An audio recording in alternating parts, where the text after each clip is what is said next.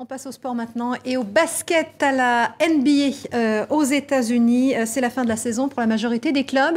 Et pour en parler avec nous, l'international camerounais Luc Mbah a Moute, que vous nous présentez, Lisler. Oui, Luc Mbah a Moute, d'ailleurs, qu'on ne présente plus, les amateurs de basket vous connaissent. Alors, je rappelle votre parcours. Après 3 saisons avec l'équipe universitaire de UCLA, vous avez été drafté en 2008 par les Bucks de Milwaukee, où vous avez passé d'ailleurs 4 ans.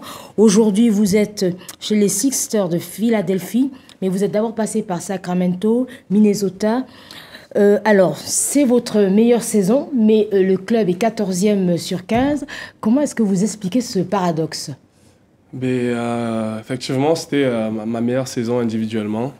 Malheureusement, le club n'a pas atteint certains objectifs, notamment gagner plus de matchs. Mais il fallait déjà s'y attendre, on le savait dès le départ, vu l'effectif qui était très jeune. Le club est en phase de reconstruction. Donc, moi, j'arrivais là un peu en tant que leader, en tant qu'un joueur expérimenté qui peut montrer aux jeunes comment ça se passe. Et donc, dans la foulée, moi, je profite de ce rôle pour faire une très belle saison. Alors, on peut dire qu'auprès des jeunes de votre club, vous êtes plus qu'un joueur, vous êtes un grand frère, en fait, l'homme du vestiaire. Oui, exactement. C'est un peu bizarre de le dire parce que j'ai à peine 28 ans. Donc, pour moi, c'est la première fois de ma carrière que je me retrouve dans cette situation. Mais c'est une situation qui a été, pour moi, une très belle situation vu que les jeunes vraiment étaient attentifs aux conseils que je leur donnais. Et puis, ça me donnait un rôle de leader que je n'avais jamais eu, tant sur le plan de conseils, de grand frère que sur le jeu. Et ça a réussi très bien pour moi vu que j'ai fait une très belle saison. Alors vous aimez bien le contact avec les jeunes, hein. Depuis quelques années, vous participez à des camps de vacances avec des jeunes aux États-Unis. En Afrique, vous avez créé une fondation. Est-ce que c'est parce que quand vous étiez petit, vous rêviez de jouer à la NBA?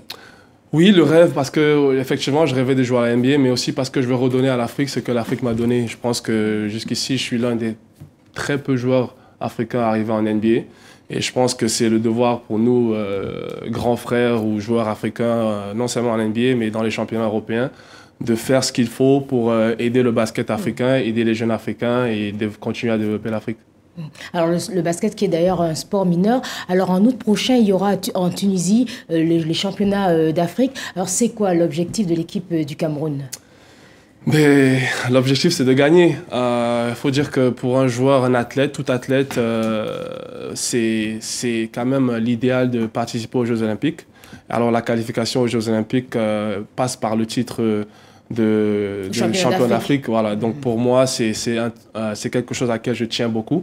Et donc je vais essayer avec les autres Camerounais, les autres Lions de cette fois-ci, essayer de pousser un peu plus fort et essayer de gagner. Passer les quarts de finale. Voilà, passer les quarts de finale, passer la finale et arriver en finale et gagner, malheureusement. Heureusement, pas comme en 2007 quand on a perdu contre l'Angola.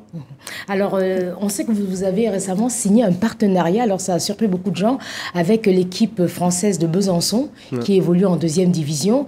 Alors, beaucoup vous voient comme un mécène, on dit, oula, il a beaucoup d'argent. En quoi consiste exactement ce partenariat? Non, c'est pas du tout un mécène, c'est juste, il y a 2 ans, je suis parti à Besançon pour donner un coup d'envoi d'un match et suite à ça, j'ai tenu de bonnes relations, de bons rapports avec les dirigeants du club et vu que je me lance dans le développement du basket en Afrique, et alors on a discuté et ça a avéré que Besançon, c'est un cadre idéal pour accueillir les jeunes de ma fondation. Et il faut dire que jusqu'ici, il y a eu 7 jeunes qui sont passés par mon camp, qui sont aujourd'hui aux États-Unis, notamment Joel Embiid, qui est joueur des Sixers avec moi, qui a été drafté l'année dernière. Et donc, malheureusement, ce n'est pas tout le monde qui peut passer par les États-Unis. Donc, c'est l'idéal pour nous d'avoir un concept et un cadre comme Besançon pour accueillir les jeunes Africains qui vont passer par la fondation et qui vont aller dans un cadre où ils auront des entraînements et un cadre athlétique très accueillant. Et une ville très accueillante comme celle de Besançon. Et peut-être de là, continuer et devenir des joueurs professionnels en Europe, en France et peut-être aller aux États-Unis après. Juste une question, l'année prochaine, vous serez au Sixers ou c'est un secret?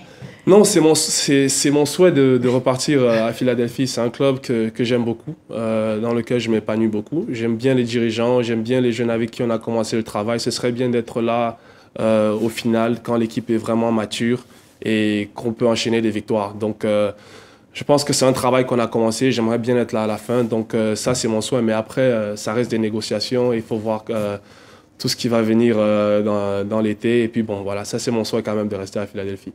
Merci Luc Mbah a Moute, merci.